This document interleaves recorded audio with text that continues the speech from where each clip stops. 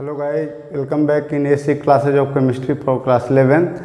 आज हम लोग पीरियोडिक क्लासिफिकेशन में आगे बढ़ते हुए देखेंगे कि जो हमारे एलिमेंट्स होते हैं उनके इलेक्ट्रॉनिक कॉन्फ़िगरेशन कैसे लिखते हैं।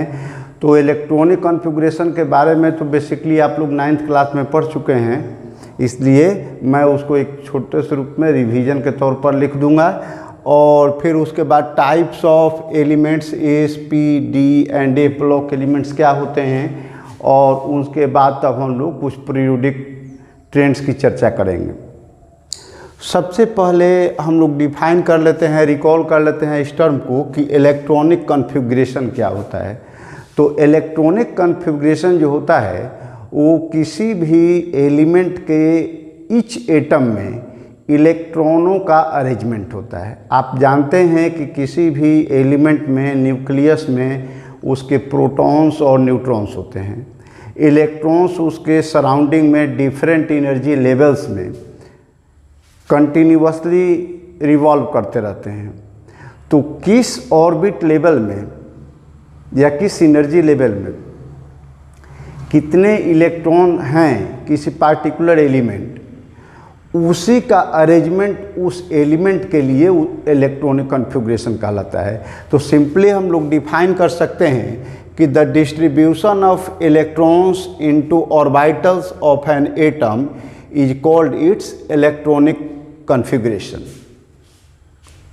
एक एलिमेंट के हर एक एटम में इलेक्ट्रॉनों का डिस्ट्रीब्यूशन सेम होता है, और जो डिस्ट्रीब्यूशन होता है उन्हीं ऑर्बिट वाइज उन्हीं को हम लोग उसका इलेक्ट्रॉनिक कॉन्फ़िगरेशन कहते हैं। इसको लिखने के कई टाइप हैं, बॉक्स डायग्राम में भी दिखाते हैं, सेल में नंबर ऑफ इलेक्ट्रॉन भी दिखा देते हैं, जैसे 2, 8, 8 ऐसे करके नंबर से डायरेक्ट।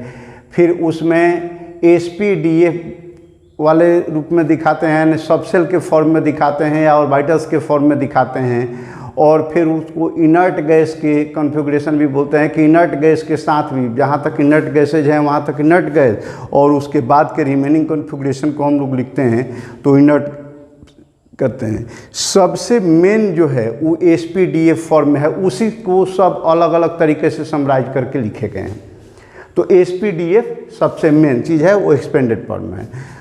तो जब हम इलेक्ट्रॉनिक कॉन्फ़िगरेशन लिखते हैं तो आप पढ़ें कि अभी तक S, P, D और F ये 4 टाइप के सबसेल हैं, और जितने भी एलिमेंट्स डिस्कवर्ड हैं वो सारे के सारे एलिमेंट के इलेक्ट्रॉन्स इन्हीं चारों सबसेल्स में डिवाइड हो जाते हैं। अभी इसके बाद वाले नेक्स्ट की ज़रूरत नहीं पड़ी है।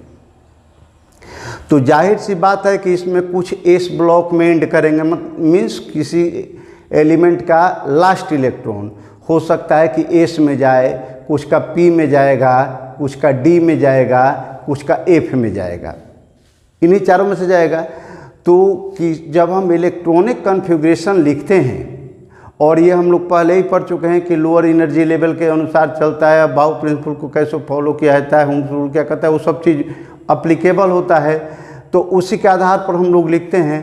तो इसमें ये चीज़ देखा जाता है कि लास्ट इलेक्ट्रॉन, यहाँ पर 2 बात कन्फ्यूजन क्रिएट करता है। एक जगह बोला जाता है लास्ट इलेक्ट्रॉन, और एक जगह लास्ट ऑर्बिट या आउटर मोस्ट ऑर्बिट। तो दोनों में थोड़ा सा अंतर है, हम लोग आएंगे एग्जाम्पल्स में तो वहाँ पर चर्चा करेंगे। अभी ये जानिए कि किसी भी एलिमेंट के इलेक्ट्रॉनिक कॉन्फ़िगरेशन को जब हम लिखते हैं तो उसमें उस एलिमेंट के एटम का जो लास्ट इलेक्ट्रॉन है, अंतिम इलेक्ट्रॉन है, जब अरेंज करते जाते हैं तो जिस सब सेल में फिल करता है वह एलिमेंट उसी पार्टिकुलर ब्लॉक का एलिमेंट कहलाता है। जैसे अगर किसी एलिमेंट के इलेक्ट्रॉन लास्ट इलेक्ट्रॉन जो है अगर S ऑर्बिटल में जा रहा है तो उसको S ब्लॉक एलिमेंट बोलेंगे। अगर P ऑर्बिटल में या P सबसेल में जा रहा है तो उसको हम लोग P ब्लॉक एलिमेंट बोलेंगे। अगर D में जा रहा है तो D ब्लॉक एलिमेंट बोलेंगे, और अगर F में जा रहा है तो F ब्लॉक एलिमेंट बोलेंगे। तो कौन से इलेक्ट्रॉन को देखना है? सबसे लास्ट वाले इलेक्ट्रॉन को। जिसमें जाएगा उस ब्लॉक का एलिमेंट कहा जाएगा। अच्छा, एक होता है आउटर मोस्ट ऑर्बिट या वैलेंस सेल या वैलेंस ऑर्बिट। तो वैलेंस सेल क्या होता है कि उसमें ये नहीं देखना है कि आउटर मोस्ट इलेक्ट्रॉन, सबसे लास्ट इलेक्ट्रॉन कहाँ जा रहा है। आउटर मोस्ट ऑर्बिट की जब बात की जाए तो उसमें आपको ये नहीं देखना है कि हमारा लास्ट इलेक्ट्रॉन कहाँ जा रहा है। वो जब लास्ट इलेक्ट्रॉन कहा जाए तब उसको कंसीडर करना है। लेकिन जब आउटर मोस्ट ऑर्बिट की बात की जाए तो आउटर मोस्ट ऑर्बिट को सीधे आप ऑर्बिट नंबर के हिसाब से 1 2 3 4 5 काउंट कीजिए। जैसे मान लीजिए कि किसी एलिमेंट के लिए, जैसे स्कैंडियम लेते हैं 21, तो स्कैंडियम 21 के लिए हमारा जब इलेक्ट्रॉनिक कॉन्फ़िगरेशन लिखेंगे तो आप देखेंगे कि 1s2 2s2 2p6 3s2 3p6 4s2 और इसके बाद 3d1 भरता है। 4s2 के बाद 3d1 भरता है क्योंकि 4s का एनर्जी लेवल कम होता है एज कंपेयर टू 3d। तो पहले 4s2 भरता है, उसके बाद लास्ट एक इलेक्ट्रॉन बच जाता है तो 3d1 में जाता है। तो अब पूछा जाए कि लास्ट इलेक्ट्रॉन कहाँ गया, तो लास्ट इलेक्ट्रॉन तो हमारा गया 3d ब्लॉक में, 3d1 है, यानी वो एलिमेंट होगा हमारा डी ब्लॉक का। लेकिन वो डी, अगर आउटर मोस्ट ऑर्बिट की बात की जाए तो भले इलेक्ट्रॉन आपका 3d लास्ट में भर रहा है, 3d1 4s2 के बाद आ रहा है, लेकिन ऑर्बिट नंबर के हिसाब से देखा जाए तो 3d1 का ऑर्बिट नंबर तो 3 है और उसके पहले 4s2 भर गया है, तो भले 4s2 पहले भरा कोई मतलब नहीं है। लेकिन अगर पूछा जाए कि स्कैंडियम का आउटर मोस्ट ऑर्बिट नंबर क्या है तो आउटर मोस्ट ऑर्बिट नंबर 4 बोलेंगे, क्योंकि डी आपका बाद में भला चाहे पहले भरा कोई मतलब नहीं है। वो है किसका पार्ट, तो 3 का, 3d है, यानी थर्ड ऑर्बिट का पार्ट है। तो जब ऑर्बिट को सीरियली काउंट करेंगे 1 2 3 4 तो 4 ना आपका लास्ट होगा।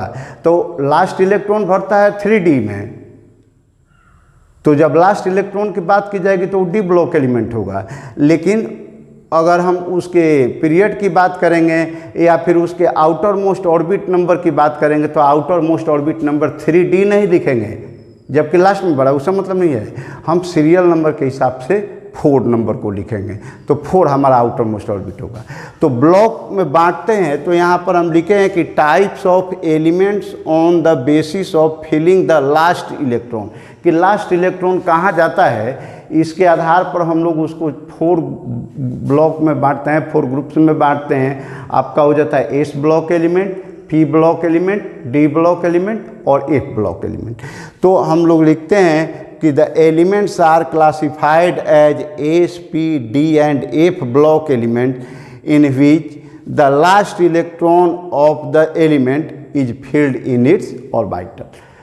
सबसे लास्ट इलेक्ट्रॉन जहाँ फिल होगा उसको उसी ब्लॉक का एलिमेंट कहेंगे। क्लियर है। अब इसके बाद सबसे इम्पॉर्टेंट चीज़ जो इस चैप्टर में हमको सीखना है, आप बुक पढ़ेंगे तो कहीं कहीं टॉपिक को पढ़ने पर थोड़ा सा कन्फ्यूजन हो जाएगा कि कहानी की तरह लिखा हुआ है लंबा, इसका क्या मीनिंग है। उसमें जो एब्स्ट्रैक्ट्स हैं, जो मेन पॉइंट्स है, हमको उसी को समझना है, उसी को माइंड में रखना है। उसी को समझाने के लिए अपना अलग अलग तरीके से लैंग्वेज लोग किए हैं, हम भी उसको उस लैंग्वेज का इस्तेमाल नहीं करते, वो अपने से समझा देंगे अपने तरीके से जो आपको जानना है। तो सबसे पहले हम लोग देखेंगे कि determination of location of an element in the modern periodic table. अभी तक मेंडलीफ के समय तक जो भी क्लासिफिकेशन हुआ था उसमें किसी भी एलिमेंट का कोई पार्टिकुलर लोकेशन हम फाइंड आउट नहीं कर सकते थे। जब मॉडर्न पीरियोडिक टेबल बनाया गया तो इसकी सबसे बड़ी खासियत यही है कि हम किसी भी एटम का, किसी भी एलिमेंट के एटम का एटॉमिक नंबर फाइंड आउट करके उसके आधार पर उसका इलेक्ट्रॉनिक कॉन्फ़िगरेशन लिख सकते हैं और इलेक्ट्रॉनिक कॉन्फ़िगरेशंस के आधार पर उसके पीरियड नंबर और ग्रुप नंबर को पता लगा करके डिटरमाइन करके हम उसका exact location in the modern periodic table हम डिसाइड कर सकते हैं। ये सबसे बड़ी विशेषता है इस मॉडर्न पीरियोडिक टेबल की। तो इसमें हम लोग कैसे डिसाइड करेंगे, how to decide the location of an element in the modern periodic table. तो आप जानते हैं कि मॉडर्न पीरियोडिक टेबल में टोटल, अब जो प्रेजेंट है हम उसी की बात करेंगे, पास्ट को छोड़ देते हैं, ये भी जो ग्रुप था उसको छोड़ देते हैं। तो इसमें क्या था कि 1 से लेकर के 18 तक के ग्रुप आपके बनाए गए हैं, ग्रुप नंबर 1 to 18, और पीरियड के हिसाब से देखा जाए तो पीरियड 7 है। तो किस ग्रुप नंबर में वो एलिमेंट होगा और किस पीरियड नंबर में होगा, इसी के पता लगाने को हम लोग बोलते हैं डिटर्मिनेशन ऑफ द लोकेशन। तो इसमें हमको दो चीज़ों का पता करना है, एक पीरियड नंबर को पता करना है और एक उसका ग्रुप नंबर पता करना है। तो पीरियड नंबर का रूल बहुत सिंपल है, इसलिए हमने पहले पीरियड नंबर को ही लिखा है कि डिटर्मिनेशन ऑफ द पीरियड, यानी पीरियड नंबर का हम पता कैसे करेंगे। तो कुछ नहीं करना है, आपको जो उसका एटॉमिक नंबर है उसके आधार पर उस एलिमेंट का सबसे पहले इलेक्ट्रॉनिक कॉन्फ़िगरेशन निकालना है। जब भी प्लेस डिसाइड करेंगे तो आपको इलेक्ट्रॉनिक कॉन्फ़िगरेशन पता होना चाहिए, वो लिखना होगा। जब इलेक्ट्रॉनिक कॉन्फ़िगरेशन लिखिए, ऑर्बिट वाइज सजा दीजिए उसको स्टैंडर्ड फॉर्म में, तो देखिए कि सबसे आउटर मोस्ट ऑर्बिट नंबर क्या है। किसी भी एलिमेंट का जो आउटर मोस्ट ऑर्बिट नंबर होगा वही उसका पीरियड नंबर होता है। तो हमने रूल के रूप में लिख दिया है माइंड में रखने के लिए कि the period of an element is equal to its outermost orbit number. उसका जो सबसे लास्ट वाला ऑर्बिट नंबर होगा वही उसका पीरियड नंबर होता है। जैसे किसी का ऑर्बिट नंबर लास्ट वाला 3 है तो इसका मतलब कि वो 3rd पीरियड में होगा, किसी का 1 है तो 1st पीरियड में होगा, किसी का 2 है तो 2nd पीरियड में होगा, किसी का 4 है तो 4th पीरियड में होगा। आउटर मोस्ट ऑर्बिट जिसमें होगा वही उसका पीरियड नंबर होगा। तो ये एक लाइन में डिसाइड होता है। अब इसके बाद आते हैं ग्रुप नंबर पर। तो ग्रुप नंबर में हम ब्लॉक के आधार पर डिसाइड करते हैं। जैसे आपने पढ़ा कि एलिमेंट को हमने 4 ब्लॉक में बांटा, S block, P block, D block और एफ ब्लॉक। तो इसमें एस ब्लॉक, पी ब्लॉक और डी ब्लॉक जो होते हैं, आप मॉडर्न पीरियोडिक टेबल को देखे होंगे, नहीं देखे होंगे तो आप बुक में देख सकते हैं। तो वहाँ पर आपको मिलेगा कुछ शेप के लेफ्ट साइड में 2 कॉलम ज़्यादा ऊपर तक होंगे, राइट साइड में भी आपके 6 कॉलम कुछ ऊपर तक होंगे, और नीचे बीच में जो होगा वो 3rd पीरियड से शुरू होकर के 7 पीरियड तक गया होगा। यानी कुछ से 2 कॉलम इधर ऊपर से आएंगे, इधर 6 कॉलम पूरे ऊपर से आएंगे, और बीच में जो कॉलम है थोड़ा डाउन से, मतलब 3rd पीरियड नंबर से शुरू होकर के 7 पीरियड तक पूरा जाएगा। लंबाई के हिसाब से सबसे ज़्यादा लंबा होता है डी वाला मेन में। और उसके नीचे देखिएगा तो नीचे 2 सीरीज बना करके दी गई है, उसको हम लोग लेंथेनॉइड सीरीज और एक्टिनॉइड सीरीज, या लेंथेनॉइड्स और एक्टिनॉइड्स बोलते हैं, या 4F और 5F भी बोलते हैं। तो जो बेसिकली पहले हम SPD की बात कर लेते हैं तब F पढ़ाते हैं। तो देखिए डिटर्मिनेशन ऑफ द ग्रुप कैसे करते हैं, तो the following rules are followed in the determination of the group of an element. पहला रूल क्या है, सबसे पहला ब्लॉक होता है एस ब्लॉक एलिमेंट। तो एस ब्लॉक में आप जानते हैं कि एस में मैक्सिमम 2 ही इलेक्ट्रॉन रह सकते हैं, यानी NS1 हो सकता है, नहीं तो NS2 हो सकता है। तो N तो आपका पीरियड नंबर हो गया। अब S1 हो सकता है, नहीं तो S2 हो सकता है। तो S1 अगर होगा तो ग्रुप नंबर 1, S2 होगा तो ग्रुप नंबर 2। तो एस में 2 ही ग्रुप होते हैं, फर्स्ट और सेकंड। S1 के केस में 1 और S2 के केस में 2। आप अभी से ध्यान से सुनिएगा, आपको कोई नोट्स लिखने याद करने की ज़रूरत नहीं पड़ेगी। आप समझ गए अगर अच्छे से तो फिर आपका काफ़ी है, नहीं तो आप नोट्स भी डाउनलोड कर लीजिएगा, लिख लीजिए, राइट डाउन कर लीजिएगा कि फ्यूचर में कभी भूल जाए तो रिवीजन कर लीजिएगा आसानी से, शॉर्टेस्ट फॉर्म में है। तो इसमें एस ब्लॉक की जब बात करते हैं तो एस ब्लॉक में 2 ही ऑप्शन है, S1 होगा नहीं तो S2 होगा, और वो भी लास्ट इलेक्ट्रॉन होना चाहिए, क्योंकि ब्लॉक लास्ट इलेक्ट्रॉन से ही डिसाइड होता है। तो S1 होने पर ग्रुप नंबर 1, S2 होने पर ग्रुप नंबर 2। एस ब्लॉक का क्लियर। अब आते हैं हम लोग ये, तो यहाँ लिखे भी हैं कि for S block element the group number is equal to the number of electrons filled in the last S orbital. शुरू में भी बड़े होंगे, लेकिन सबसे लास्ट एस वाले ऑर्बिटल में, वैलेंस शेल के एस ऑर्बिटल में जितने इलेक्ट्रॉन भरे होंगे, अगर 1 भरा है तो ग्रुप नंबर 1, 2 भरा है तो ग्रुप नंबर 2, 2 ही ग्रुप होते हैं एस ब्लॉक एलिमेंट के, मात्र 2 ग्रुप। और वो पीरियोडिक टेबल में कहाँ रहेंगे, तो सबसे लेफ्ट साइड में रहेंगे 1 और 2।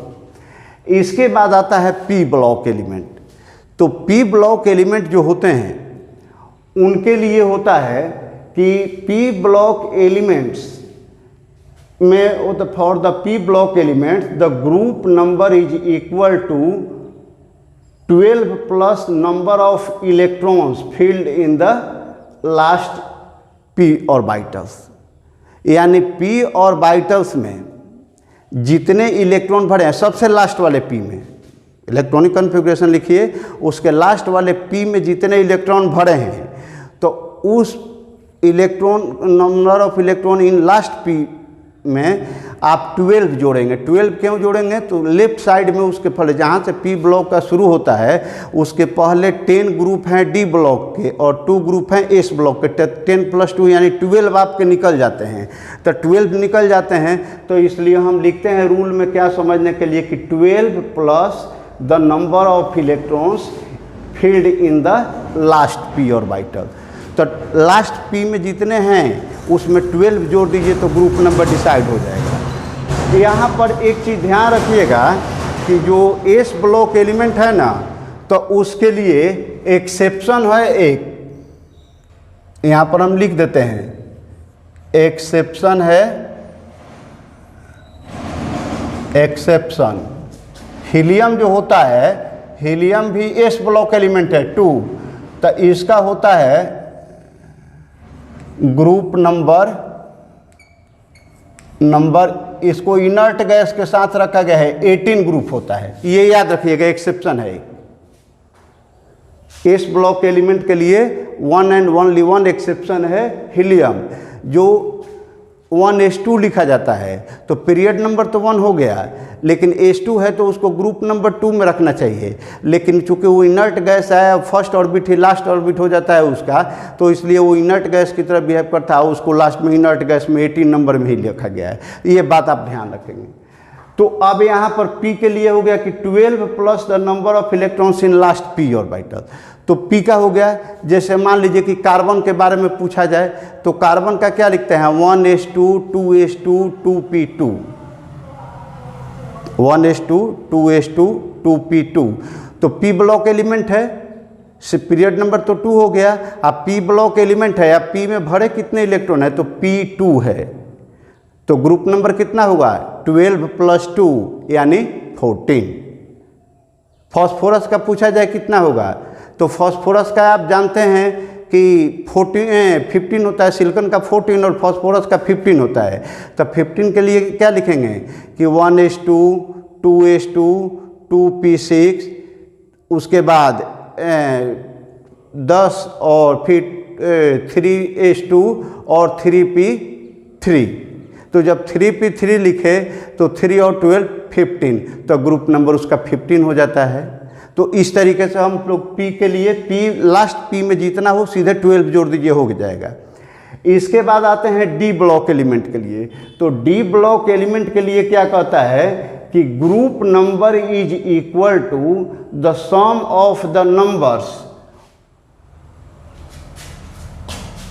The last S and P electrons, the sum of the numbers of the last S and P electron. यानी लास्ट S ब्लॉक में जब D ऑर्बिटल होगा ना तो जिस ऑर्बिट का D भरेगा उसके बाद वाले ऑर्बिट में S में जरूर कम से कम 1 इलेक्ट्रॉन या मैक्सिमम 2 इलेक्ट्रॉन जरूर रहेगा। तो जब भी हम D ऑर्बिटल की बात करेंगे तो D ऑर्बिटल जहाँ फिल हुआ है लास्ट वाला D और उसके साथ उसका S जो उसके बाद वाला S है उस ग्रुप का नहीं, तो लास्ट वाला D और लास्ट वाला S दोनों में टोटल जितने इलेक्ट्रॉन हैं उन टोटल इलेक्ट्रॉन्स का सम जो होगा वही उसका ग्रुप नंबर होता है। तो ये D ब्लॉक एलिमेंट के लिए हो गया। और मेन पार्ट ऑफ जो मॉडर्न पीरियोडिक टेबल है उसमें 3 ही ब्लॉक हैं, S ब्लॉक, P ब्लॉक और D ब्लॉक। S लेफ्ट में, P राइट में और मिडिल पार्ट में D ब्लॉक है आपका। और F ब्लॉक जो है तो D ब्लॉक के फर्स्ट एलिमेंट लेंथेनियम और एक्टिनियम के बाद वहीं से F ब्लॉक का इंसर्शन शुरू हो जाता है। तो F ब्लॉक को अलग लिखा गया है, उनको सीरीज के रूप में लिखा गया है, तो लेंथेनॉइड्स और एक्टिनॉइड के दिए जाने जाते हैं। तो F block elements are placed into 2 separate series, 4F series, उनको हम लोग लेंथेनॉइड्स बोलते हैं, एंड 5F सीरीज जिसको हम लोग एक्टिनॉइड्स बोलते हैं, उस outside at the bottom of the main part of the periodic table. अब इसके कुछ एग्जाम्पल्स हम लोग देख लेते हैं कि कैसे डिसाइड करते हैं। जैसे क्लोरीन 17 है, तो क्लोरीन जिसका एटॉमिक नंबर 17 है, आप इसका इलेक्ट्रॉनिक कॉन्फ़िगरेशन लिखेंगे तो 1s2 2s2 2p6 3s2 3p5 हो गया। तो अब यहाँ पर 2 और 2 4 हो गया, 4 और 6 10, 10 to 7 और 7 5 10 और 2 12 और 12 5 17 हो गया। तो अब इसमें हम देख रहे हैं कि ग्रुप नंबर क्या होगा। तो ग्रुप नंबर क्या है, ग्रुप नंबर में आप देखिए कि किस ब्लॉक का है, लास्ट वाला इलेक्ट्रॉन P में गया है तो P ब्लॉक हुआ, और P ब्लॉक के लिए हम लोग रूल क्या रखें कि 12 प्लस P, तो 12 प्लस P में 5 है लास्ट में, तो 12 प्लस 5 यानी 17 ग्रुप का हो गया। अब पीरियड नंबर क्या है, तो लास्ट यहाँ पर फर्स्ट पीरियड, ये सेकंड ऑर्बिट, ये थर्ड ऑर्बिट, तो ऑर्बिट नंबर थर्ड है लास्ट, तो इसका मतलब कि पीरियड नंबर हो जाएगा उसका 3। इसी तरीके से दूसरा एग्जांपल है क्रोमियम 24। तो क्रोमियम 24 में क्या है कि 1s2 2 यहाँ 1s2 और ये हो जाएगा 2s2 2, यहाँ पर 2p2, यहीं पर गड़बड़ हो गया 2, ये हो जाएगा हमारा 1s2 2s2 2p6 3s2 3p6 3d5 4s1।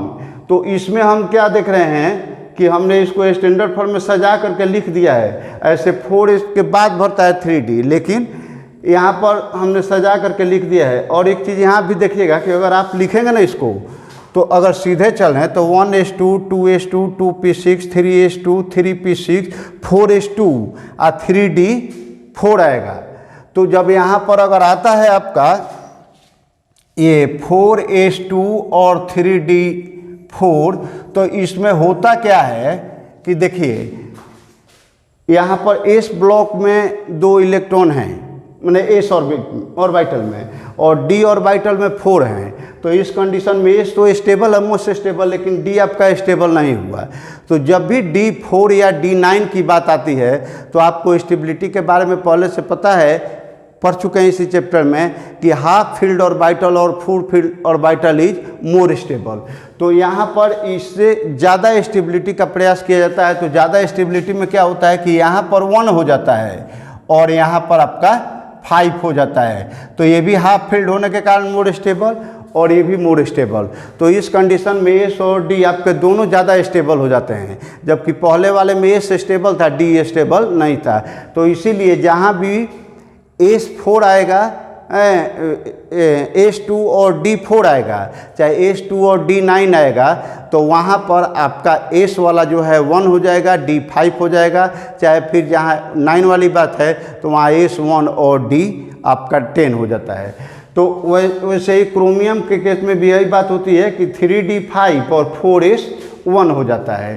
तो अब इसमें क्या होता है कि ग्रुप नंबर हम देखेंगे तो चूंकि डी में है, डी ब्लॉक एलिमेंट है, तो जब डी ब्लॉक एलिमेंट है तो अब डी ब्लॉक के लिए ग्रुप में हमको क्या देखना है कि लास्ट वाला डी और लास्ट वाला इसको जोड़ना है।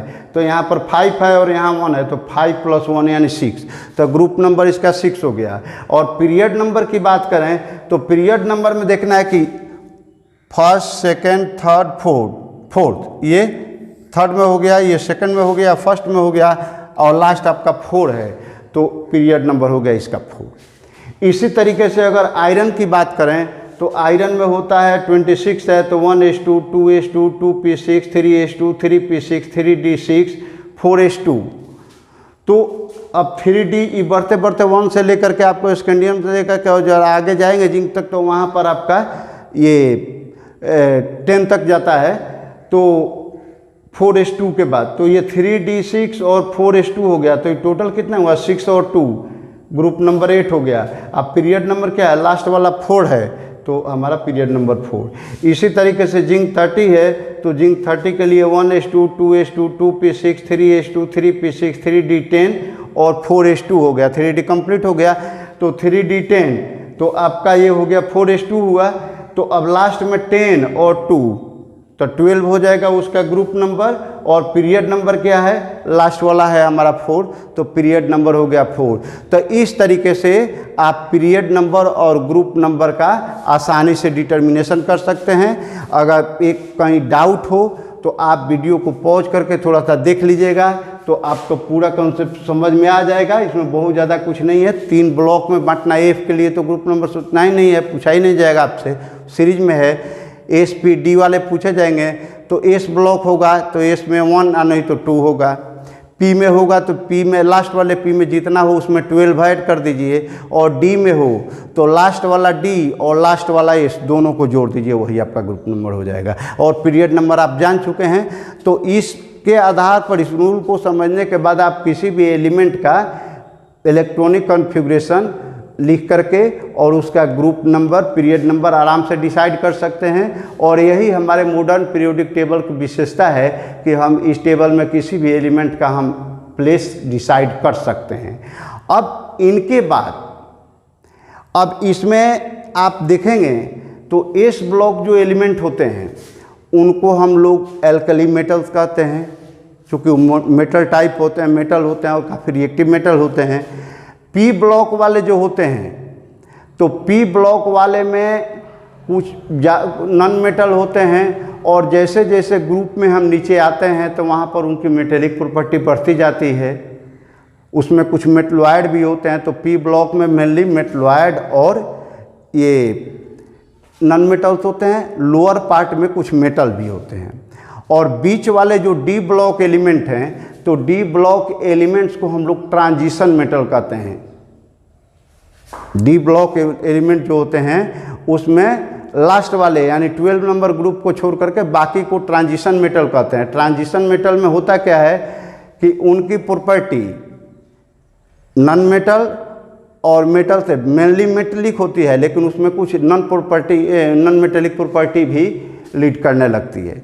तो दोनों के बीच में होता है, इसलिए उनको ट्रांजिशन मेटल बोलते हैं। और स्टैंडर्ड रूप में साइंटिफिकली हम लोग ट्रांजिशन मेटल वैसे एलिमेंट को बोलते हैं जिसमें इनकम्प्लीट डी ऑर्बिटल हो।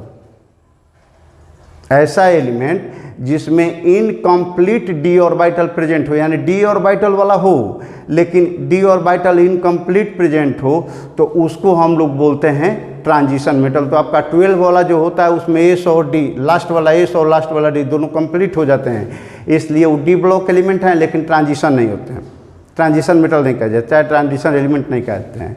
और जो 2 सीरीज हैं लैंथेनियम के बाद जो आता है उसको लैंथेनोइड्स बोलते हैं, या आप सीरीज को लैंथेनाइड सीरीज बोलते हैं। और उसी तरीके से एक्टिनियम के बाद जो आता है उसको एक्टिनाइड सीरीज बोलते हैं या फिर एक्टिनोइड्स बोलते हैं।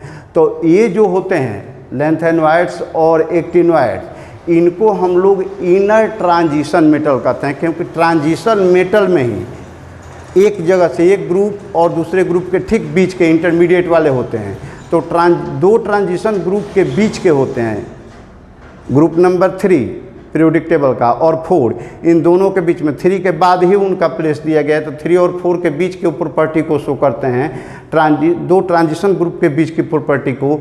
तो इसलिए उनका नाम दिया गया है एफ ब्लॉक वाले एलिमेंट को, जो 4F और 5F सीरीज भी कहलाते हैं, तो उनको कहा जाता है इनर ट्रांजिशन मेटल्स, यानी ट्रांजिशन मेटल्स के अंदर के ट्रांजिट करने वाले मेटल्स। तो इस तरीके से आप उनके डिफरेंट ब्लॉक का नाम, उनका उपनेम क्या है, सबनेम क्या है, हम डिसाइड कैसे करते हैं, ये देखें। अब इसके बाद अगले वीडियो में हम लोग बनाएंगे, चूँकि ये वीडियो बहुत लंबा हो जाएगा तो इसलिए इस सारे टॉपिक्स को आप क्लियर कर लीजिए। और इसके बाद हम लोग एक और वीडियो लेकर के आएंगे।